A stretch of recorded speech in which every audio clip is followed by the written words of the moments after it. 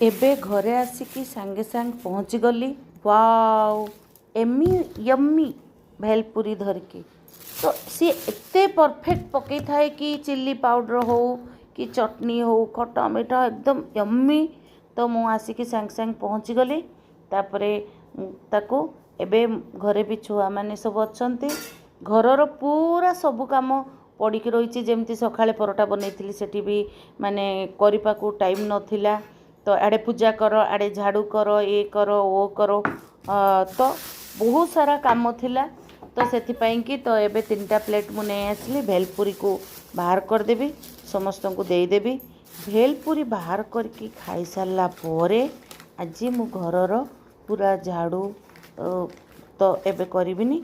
तो मु एबे बासन बहुत पड़ी पुणी राति रे कौन करी एबे परिवा सजाई काली तो मो हजबैंड को छुट्टी अच्छी से कहीदेवी कौन करेंगे आणवे कि कौन करेंगे खाली आलू भर्ती होती आलू आज यूजुआल मु बेसी आलूटा यूज करेनी या बहुत मो हजबैंड को आलू पसंद हेले भी मुझे ना आजिकल जिते सब डायबिटीज ये बाहर सी सब ठारू टिके दूरे की रहा दरकार।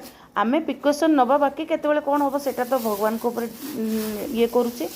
तो मुझे बेसी टिके आलू यूज करे ना किंतु आंकर मन बहुत आलू भर्ता कर दियो एटे टिके कर दियो आलूटा टिके कर दियो। तो मु जानिक टिके टिके आलू टिके बेसी यूज करे ना।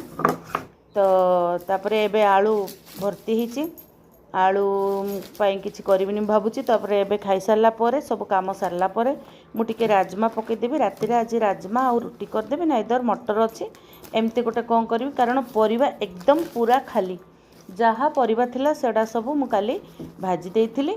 तो मु एबे यम्मी ये माने झालमुड़ी देखिकी आ रही पारुनी साउथर गोटे झालमुड़ी हो कि गोभी मंचूरियन हो एमानकर से माने केमती करते सेटा बहुत टेस्टी लगे बहुत यम्मी लगे। तो मु एबे बाहर कर सारिणी। तो वाओ एते टेस्टी पार्टी रे गला माने आ कहतुनी आ जो मजा लगुची। तो मो भाई आपड़ एमती ए झालमुड़ी टिके खाइकी देखंतु केते यम्मी लागिबो। चलो बाय नेक्स्ट वीडियो रे मिलिबा टिके सब्सक्राइब करंतु।